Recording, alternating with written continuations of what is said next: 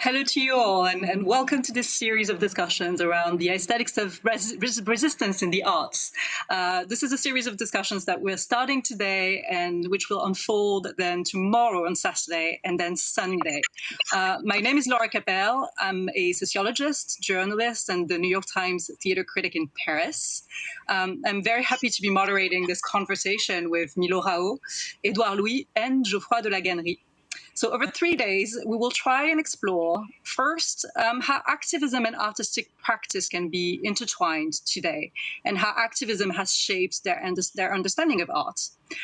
Also, what strategies each of them has put in place to bridge the gap between the art world and their progressive beliefs. And finally, what forms socially engaged art might take today. So on each day, we will spend 45 minutes together, and I hope you'll be joining us as we hopefully continue this conversation and bring it to an end on Sunday. Now, I think Milo Rau needs no introduction here since he founded this school of resistance that we're a part of this week.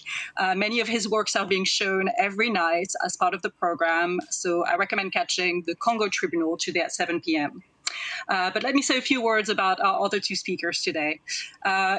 First of all, Édouard Louis is a French writer who has achieved international recognition with his sociologically informed explorations of his background and experiences. Now, these include The End of Eddie, History of Violence, and Who Killed My Father. He's currently working on a new project with Milo Rau, and I think they will tell us a little more about it over the course of these conversations.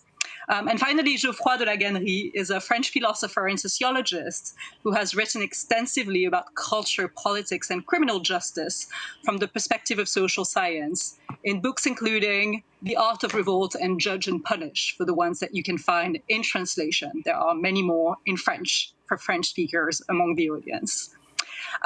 Now, in this first discussion, we're going to be focusing on the genealogy of activism. That is, what is a socially engaged artist? What might that look like? And what that has looked like throughout history, as well as how each of the speakers' work has been shaped by their own trajectory, their own sort of coming of age as activists, so to speak.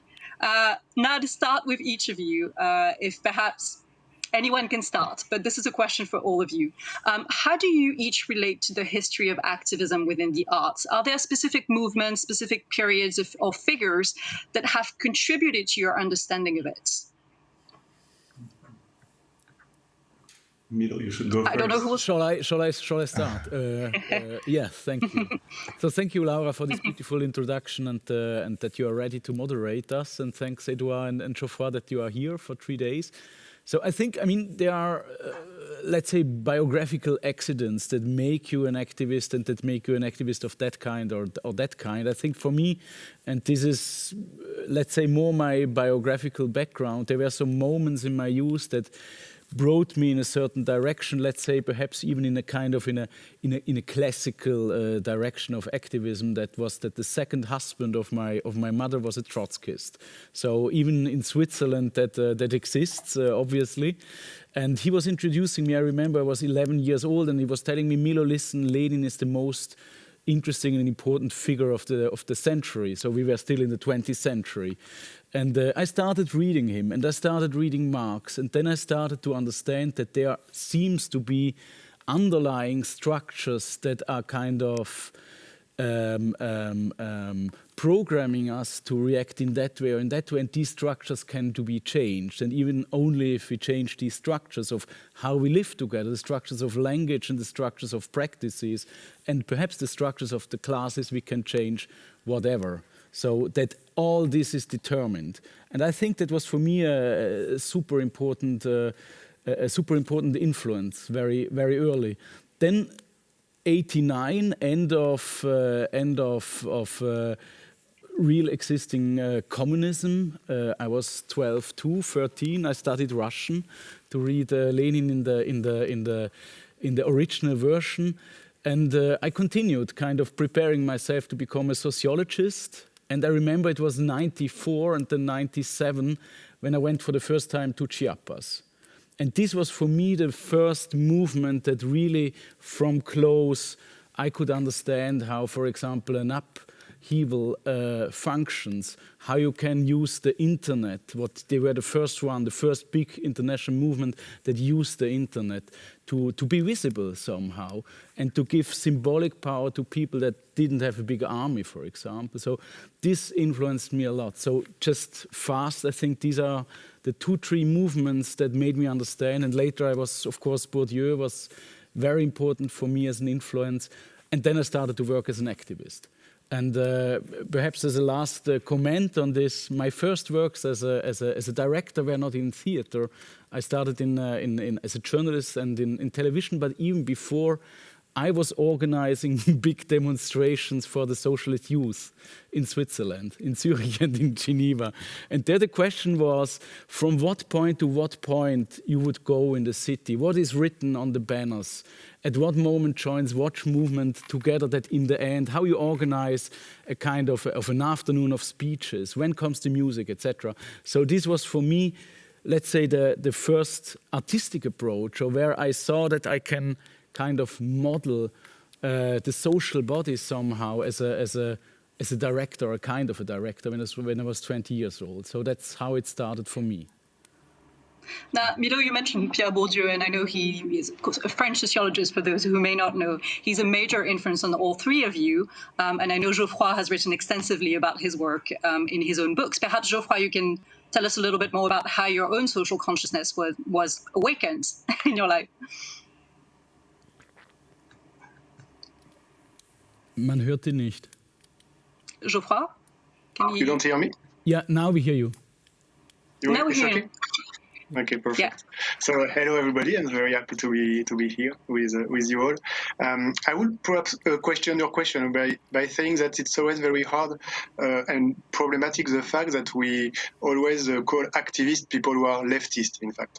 And we have a tendency in the social world to depoliticize the right or the conservative, and you always ask someone who is in favor of social justice, of racial justice, of the right for women, they are activists, so why are you activists? But if you do pure art, or if you do something that is just the reproduction of the institutionalized way of doing aesthetics, people will not ask you, why are you a conservative activist, or how did you become conservative, or why are you an activist of the social order? And so I think it's very, very important to not to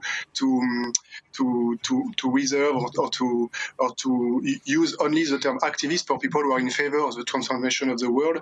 And everyone is activist as soon as he creates. If you decide to create something, you engage yourself, you commit yourself into a practice that tends to address social, cultural structures. You can confront them, you can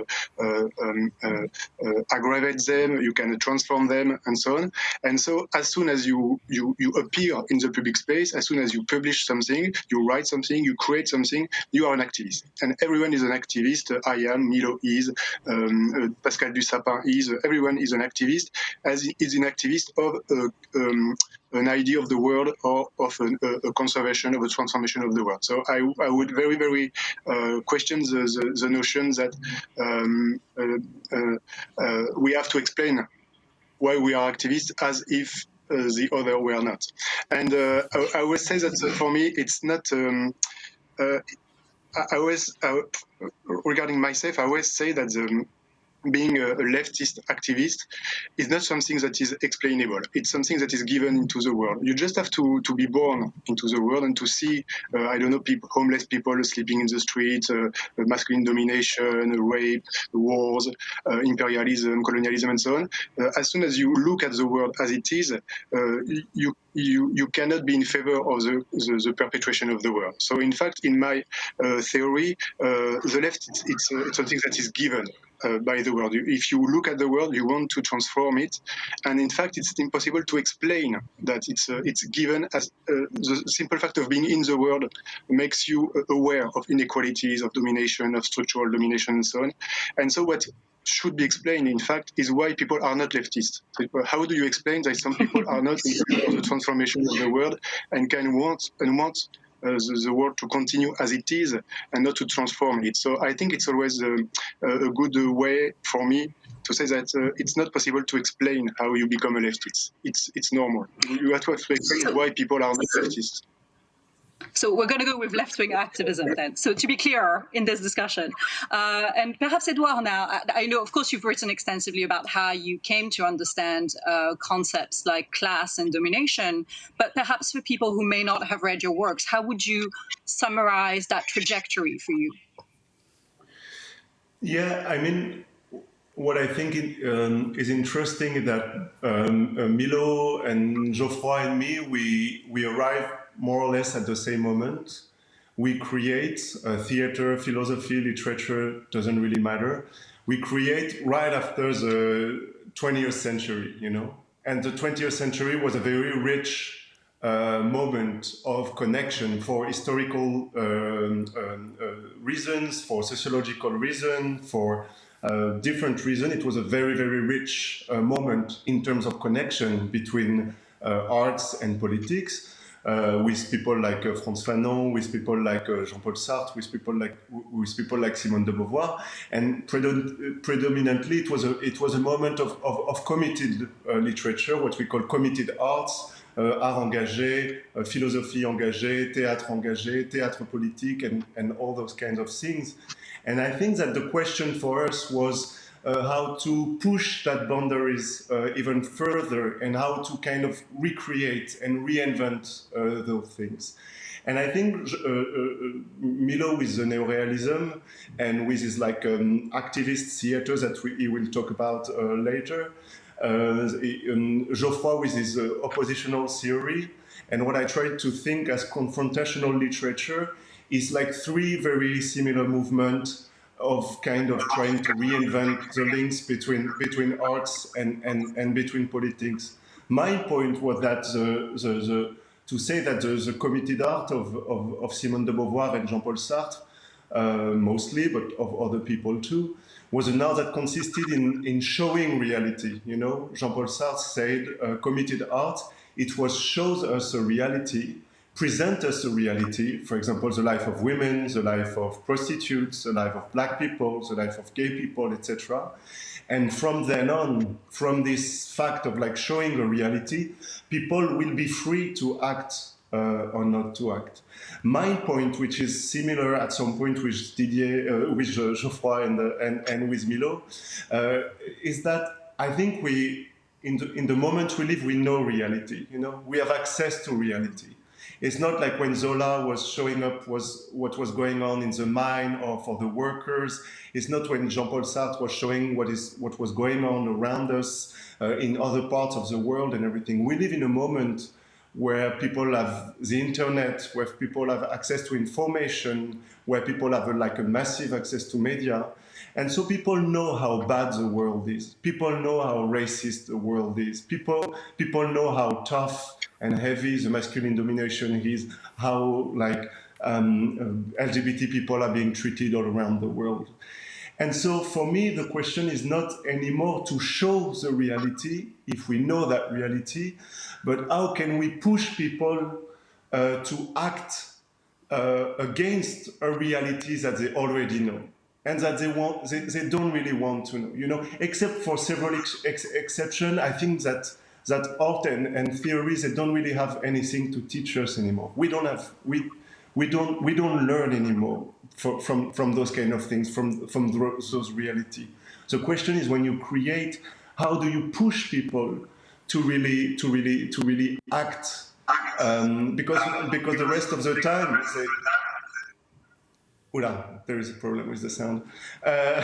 Because most of the time, people refuse to be confronted to what they already know. If you're in France, you know that if you're black or if you're Arab, you will be put in a suburb and you will be arrested by the police and you will be more poor than the others most of the time, and that you won't have access to the same thing than the others.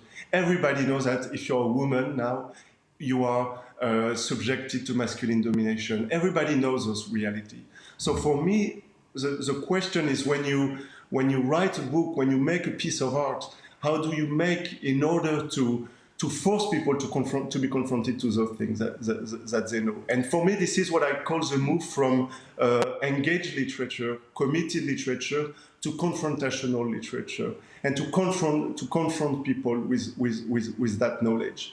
And I think it is really a way of like finding new tools, finding new literary forms, finding new ways of theater that will completely, push people to be those natural activists that Geoffroy de Lagasnerie just talked about. And when a woman, or when someone, most of the time a woman, testifies about rape, and people say it's not true, it cannot be true, it's like the first reaction all the time. It's like, it cannot be true, it cannot be real, it didn't happen. And the fact that the reaction is so quick is because people, they already know that it exists, and they want to fight against that knowledge. They know that there are sexual violence, they know that there are sexual assaults, they know what is going on, and there is not even room for surprise. They don't even say, what happened? They say, no, it's not true. And the reason why the reaction is so fast in denying is because people already know the reality, and they're already prepared to protect themselves from a reality they already know, but they don't want to face. And for me, the role of art, the role of theory, the role of philosophy, and the role of philosophy is to kind of overcome and challenge this problem in our times, and that's what I try to do. Now, Milo, perhaps you'd like to react to that, and especially to the notion of reality, because, of course, realism and neo-realism are key concepts for you in your work. How do you relate to that in a slightly different way than Édouard, or do you sort of agree with his notion of confrontational art? No, I think I can add to it, because I completely agree to what Geoffroy said, but also to what Édouard said, that we are going from something that is engaged and would show and give a place to voices that are not heard, etc. You know all these modern cliches, or it already became a cliche, and to somebody who, as an artist or an activist, or however you want to call it, create a space where things can realize themselves. So not represent, but the representation, as I say in the Ghent Manifesto, becomes itself real. For me, activism or realism is to connect knowledge and a space of action. So doing and knowing somehow, to bring it together in a space of a project, for example. When we did, I can give the example of the last film we did. And I was very happy or unhappy that Édouard and Geoffroy didn't play the roles as Roman soldiers as I proposed, but perhaps next time. So the new gospel we did in South Italy, where I had a Cameroon activist as Jesus, and not only to give somebody a place to make a statement in a film, but really to make a revolt of dignity. And the film tells how we try, while doing a film, to make a real revolt. So really to land, to realize the gospel into today, not only by showing, okay, there are all these conditions and the criminalization of the refugees, etc., but really through the project struggle and try to change it. And even the failure is included. And even the pressure that the little group is described in the New Testament, that Jesus is denied by his own group.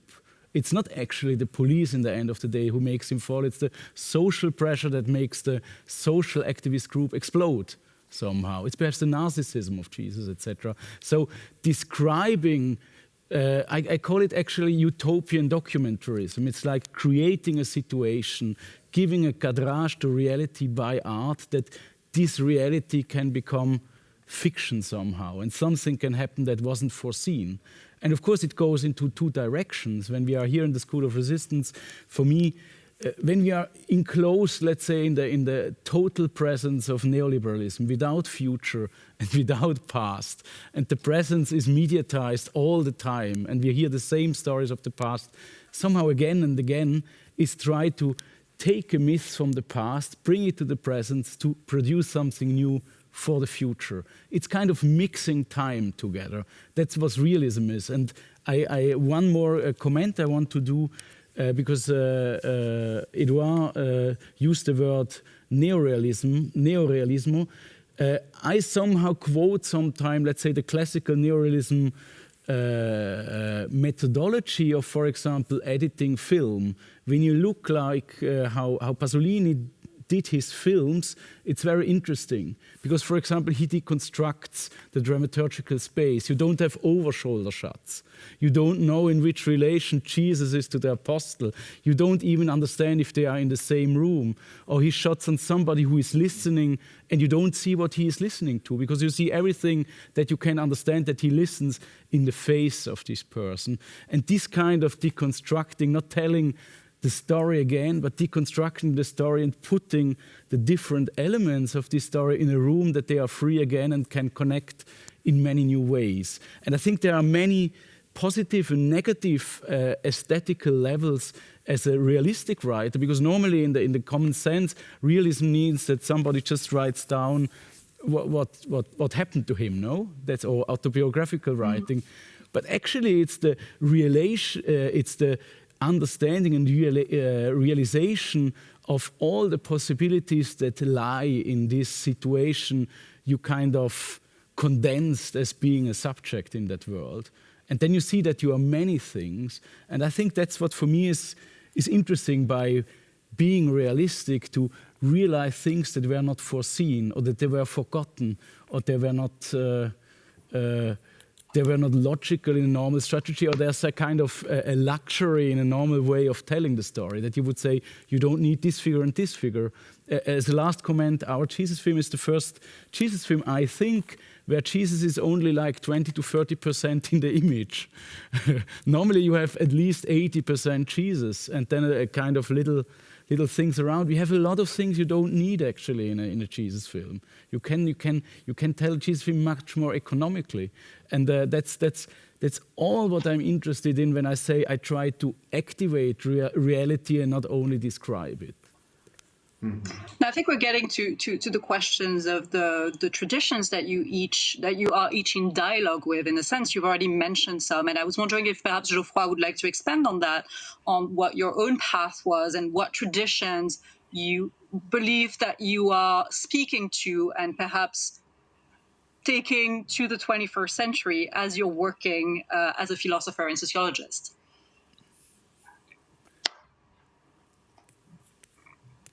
So no sound for Geoffroy? We can't hear you. No sound for Geoffroy. Okay. The tradition of the people without a voice. Okay. No, I think it's very obvious that we have, and I have, and Édouard and Milo too, a very special relation to sociology and especially to the work of Pierre Bourdieu. I think for me it's one of the most important thinkers, and often when I say we have to think about the world, we have to think about reality, I think that one of the major piece of work that helps us to see the reality is the sociology of Pierre Bourdieu. So I have more and more a problem with thinking in terms of a tradition. I don't know. I'm not sure it's my way of thinking of what I try to do. I think it's important to reflect about an author as someone who tries to inaugurate new ways of thinking, and in that sense, what is important it's less the tradition, but the new traditions we tend to create. And for example, the relation with Didier and Édouard, the relation with Milo, with Thomas Ostermeyer, with etc. It's a kind of a new way of being linked with artists, writers, theoreticians. That is, I think, quite new. But I want to address what Milo said about reality.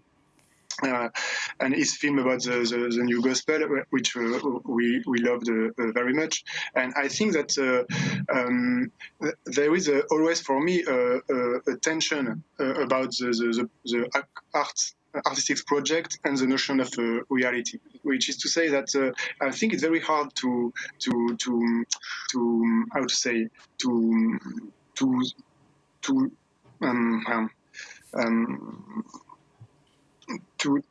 legitimate an artistic project by the will to show reality. Because if you want to think about the reality of domination, exploitation, you have to think about history, you have to think about statistics, you have to think about time and so incorporation. And in that sense, I think that if you want to show and to understand reality, you are much more engaged in a sociological or theoretical project than in an artistic project. And for example, if you think about the New Gospel, and it's very important, the idea that an artistic project was the linked to a real protest movement, and in a sense was one of the ways in which a strike and a social movement was developed. One question I would ask is, can't you argue that the artistic project would have forbid you to help more the movement? You know what I mean? Not only that the art was a tool for contestation or to struggle together, but didn't you sometimes experiment the possibility that to be engaged in an artistic project could have been a kind of not helped the strike or the struggle together, but have imposed some constraints that may have forbid the movement to be more powerful, or you know what I mean? So at what moment is it possible to articulate authentically an artistic project and a political activism, and at which point if sometimes it's not more in contradiction than in a kind of articulation? So I don't know if I'm clear, but I can answer to it. I think there are two sides of it. So one side is, of course, the negativity I think art always introduces in everything that is described.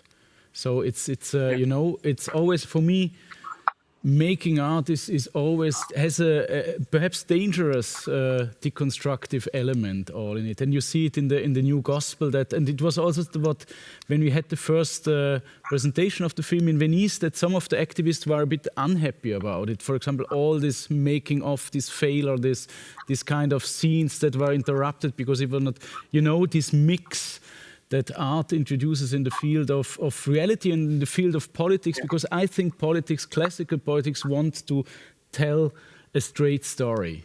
Going to an aim and there is, I don't know, the new law or the houses or whatever, a better system. And art introduces all the failure that is necessary to be, to reflect all the different perspectives you can have on this kind of project. And for me, the Bible, I have to say, was a very good, the New Testament was a very good example for me.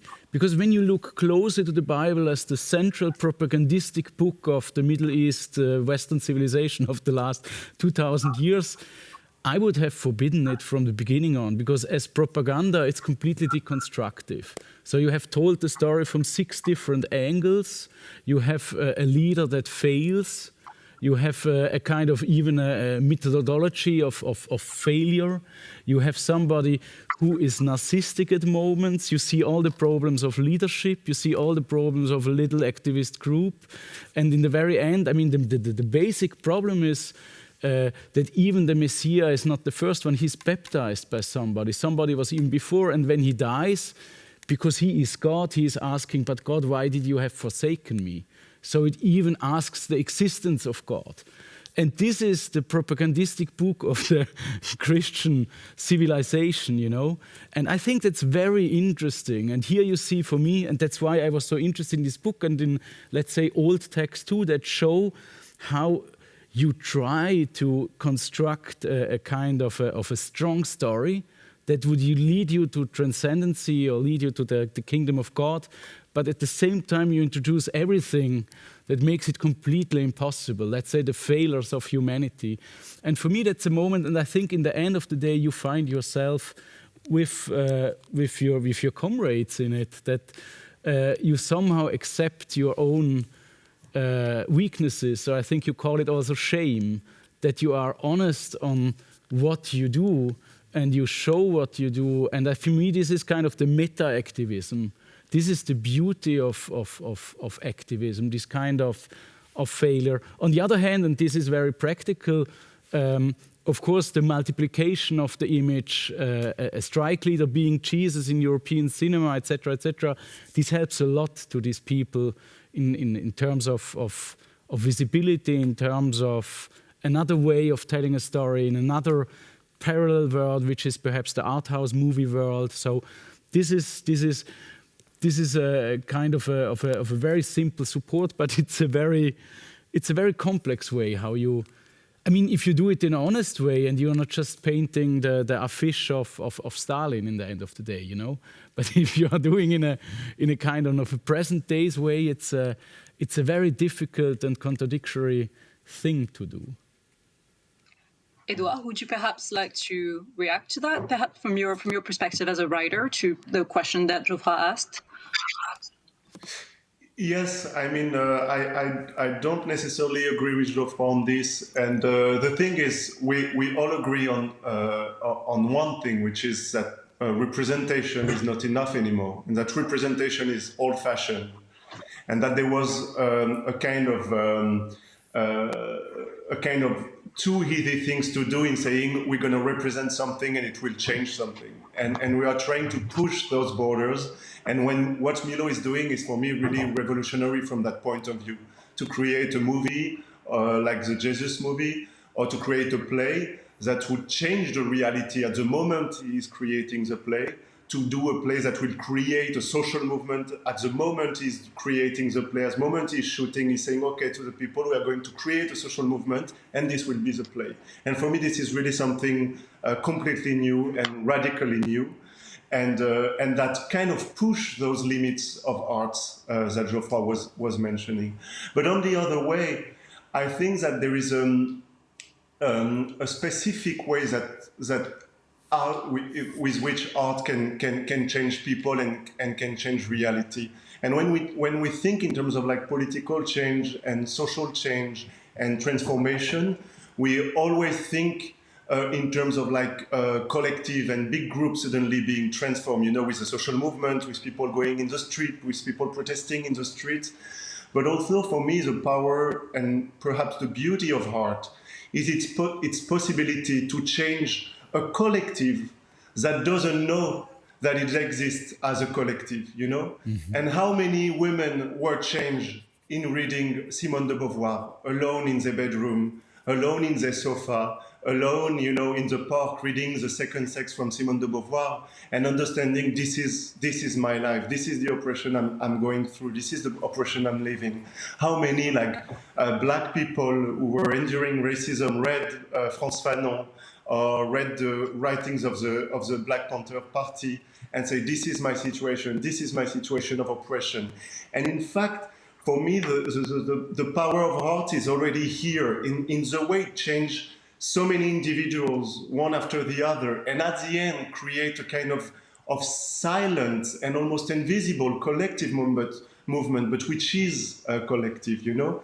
And when Jean-Paul Sartre was talking about politics, he always made a division between serialized individuals, so like individuals in series, one after the other, and not connected. And he was asking the question, how can we go from serialized individual to a group into fusion? And a lot of the politics nowadays is still be framed in the same way. You know, like you have individuals and you have groups. And in fact, I think that art is really blurring these things. And so many pieces of art failed to completely change the class system, failed to change the masculine domination, failed to change the sexual violence. But in fact, the capacity of the books to change the individuals is something deeply transformative and deeply collective. And I you know, as a gay child, as a gay teenager, when I come out of the closet, and when I wanted to be a different person, when I wanted to break free from my family, to watch the movies of Pedro Almodovar, or to read the books of Violette Leduc, or to see the movies of Gus Van Sant, you know, was a way of completely, liberating myself and changing myself. And okay, after the movie of Gus Van Sant or the books of Violette Leduc, there were no people demonstrating in the street. But also, every time now I go to a bookstore, every time I have a public conversation, I realize that this personal revolution was a collective revolution. And I think when we think about the limits of art and the limits of its ability and of its capacity to change reality, it's also because we always tend to forget this very special, specific power of a body changing, a body when it's reading a book, a body when it's going to the theater, a body when it's listening to a song, and yes, it's not. We cannot think about politics the same way we think about arts, because even when art is politics, it's a different kind of politics, clearly. And this is what makes it rich, because we can do both at the same time, because we can write book and we can go demonstrate in the streets at another moment. And so yeah, it's really what I think we should try to understand. Mm-hmm. Now, I believe Geoffroy had something to add, because I saw a raised finger. I totally agree with Édouard, but I'm very, very. I note that almost all the example he takes at the beginning, which is Simone de Beauvoir, Frantz Fanon, Black Panther Party, is not art. It's a theory. It's precisely the opposite of art. And I think it's true.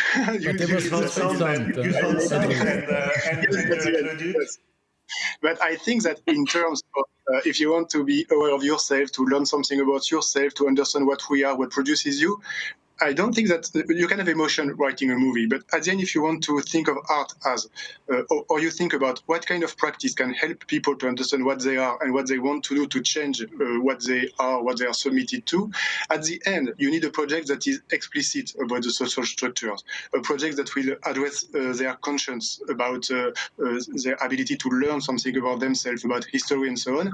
And at the end, this logic of monstration, of demonstration, of explicitation is what theory tends to do, or literature, a kind of literature like Violette Leduc, which is a very specific kind of literature, not fictional literature. And this is in opposition to almost the entire ideology that is at the core of the artistic field today, which is based on enigmatization, of not telling what you tell, of being implicit, of hiding the apparatus of your work and so on. And so, in fact, if we don't want to, I think that when we think about the cultural world, we don't have to our project should not be to save what exists, but to depart from a political project and then to interrogate what form would be the best to achieve this project. And we have to think in terms of efficiency, of utilitarianism, what will help me to do what I want to do. And if what Édouard says is absolutely right, I think you are engaged in a criticism of almost 99% of what is produced as art or theater or literature today, and to think that it's another way of writing, of doing lectures, conference, and so on, that you are to do, which is based on the notion of theoretical, of explicitation, of monstration, of history, social structures, and so on. And so that's why I think it engages us in interrogating why people continue to do art if they want to change the world, because they know that there are other possibilities to change the world that art that are much more efficient, which like theory or activism in the streets or political parties. But I was very struck that Édouard took example from theory and not from art. Mm-hmm. Now, Milo, perhaps what do you make of that difference? Because of course you make art, but you've also written theoretical texts, so to speak, about your practice and about what you do as an activist, as an artist. So how do you react to that? Yeah, I think perhaps that's for our next discussion, but I think what we started to do now is to divide somehow, and I can understand it, theoretics and practices. So like what you describe and what you would do. And I think in the real world, I know it's really not like this. I was very impressed by what Édouard said, that by reading a text from somebody else who is completely separate from you, you understand that you are a part of a collective you didn't know before you were not reading this text. And you become part of a collective or of a possible solidarity, and by this of a possible struggle to normalize that this solidarity exists as, I don't know, a law for women or let's say an institution that you could create. And there for me art comes into the game, because I mean I am also as kind of a scholar of Bourdieu, knowing that every normalized social practicing is in the beginning an invention of somebody, of a group, perhaps of a group that is in power, perhaps of a group that wanted to liberate themselves, but it turned around in another way. So, for example, the creation of a parliament, which we did in the General Assembly, or the creation of an international economical tribunal we did in the Congo Tribunal, because we said, why is this not existing? Why do we have a global society, a global economy, but we don't have a global law? That's, by the way, the discussion we will have directly after. And this is an artistic intervention or intellectual intervention if art is on the side of theory somehow, you know? But when you then see that when you frame reality by theory, or by a book, or by a film, then you let emerge something that is social practice. That is a solidarity, a possible normalization of this solidarity, again in the institution, for example. So I think for me, it's closely connected, this, let's say, creativity, social creativity, and on the other hand, a kind of the institutional history of past creativity that became a law or whatever. So for me, this is really, that's why you can read an old book, and through a book of, I don't know, Tolstoy or even the Bible, through this book you can understand that you are part of a collective. And this book was written 2,000 years ago. I don't have even to write it, you know? And this is for me the strange thing, how, let's say, we are kind of putting down possible practices in texts, in institutions, in theory. And I have to confess that for me also the most important texts are theoretical texts. And I think most of the people, if you would ask, which text was, and even for me, I mean, Édouard, you will of course criticize me and say it's not true, but also for me, your texts are in a big extent theoretical texts for me. And perhaps you can talk next time about it, that you go with realism to a point that it becomes, in a way, I don't know, a methodology on looking on reality, that you would use it not only for this, let's say, a bit story that you tell, but you can then tell a lot of stories in that way, and perhaps your own story. And that liberates you, and that theory, you know, like a kind of a rhetorics that you would understand. For me, Pasolini, his Jesus film is fucking boring. You know, it's not a good film. But the methodology he uses, the humanism, the way how he makes the cadrage, he has no overshoulder, all these kind of things. He decentralizes the story of Jesus. He brings it to the miserabilism, and invented miserabilism and archaism of South Italy and so on. So this is extreme. It shows me who I am and who I can be. And this is what is interesting for me, but not what Jesus says or how Enrique Razzocchi plays, or, you know, that's not the liberating point. I don't even have an idea who these people are. And I think this is the kind of going on a meta level by being the most concrete possible, what art normally does, realistic art. That's for me what it is all about. So, Édouard, please hold that thought until tomorrow, because we're going to have to stop this conversation for now. It's a very packed schedule today for the School of Resistance. So we will be back. We will be back tomorrow to continue this discussion at 4 p.m. if you want to join us. And in the meantime, at 5 p.m., so in about 15 minutes, I think you're going to have a conversation about transnational injustice, which I'm sure you will want to follow. Thank you so much for listening and being with us today. We hope to see you tomorrow. Thank you. Thank you so much, Laura. Thank you. Édouard. See you tomorrow. Thank you, Laura. Thank you so much. Thank you so much, wherever you are. Bye. Bye-bye. Bye.